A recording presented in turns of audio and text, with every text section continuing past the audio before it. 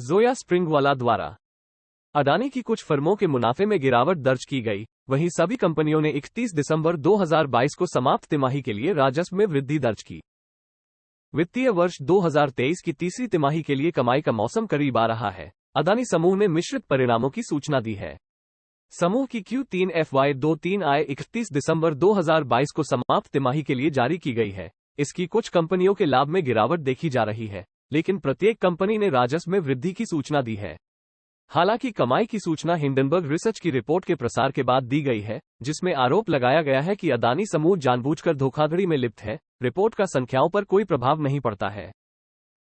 अडानी समूह लाभ और राजस्व। अडानी पोर्ट्स और एसीजेड ने अपने लाभ में 16% की गिरावट दर्ज की, जो कि Q3 FY23 में 1315 करोड़ रुपये थी।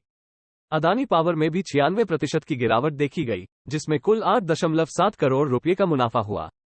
दूसरी ओर अडानी एंटरप्राइजेज ने Q3 FY22 में 12 करोड़ रुपये के नुकसान की तुलना में 820 करोड़ रुपये की कमाई के साथ साल दर साल लाभ कमाया।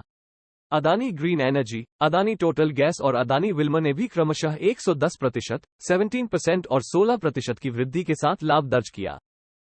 अडानी समूह के राजस्व के आंकड़ों ने भी मिश्रित परिणाम दिखाए।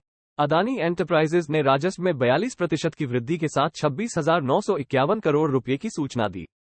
अडानी पावर ने भी 7,764.4 करोड़ रुपये की कमाई के साथ राजस्व में 44.8% की वृद्धि दर्ज की।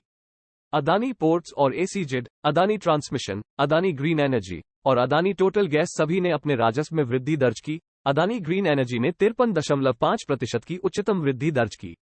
हालांकि एसीसी का राजस्व केवल 7% बढ़ा, जो 4,537 करोड़ रुपये था। हिंडनबर्ग रिसर्च की रिपोर्ट के बाद अडानी समूह आलोचनाओं के घेरे में आ गया है, जिसमें इस समूह द्वारा कथित रूप से धोखाधड़ी वाले व्यवहार का आरोप लगाया गया है। हालांकि ये Q3 FY23 आय रिपोर्ट के जारी होने से पहले की है। हिंडनबर्ग की रिपोर्ट के बाद कंपनी के शेयरों में 50% की गिरावट आई। कुछ ही दिनों में बाजार पूंजीकरण में 9 लाख करोड़ रुपये से अधिक का नुकसान हुआ। ये देखा जाना बाकी है कि विवाद समूह की भविष्य की आय और व्यवसाय संचालन को कैसे प्रभावित करेगा। अडानी एंटरप्राइजेस की Q3 FY23 आय पर गौतम अडानी ने कहा, हमारी सफलता हमारे मजबूत शासन, सख्त नियामक अनुपालन, निरंतर प्रदर्शन और ठोस नकदी प्रवाह पीढ़ी के कारण है।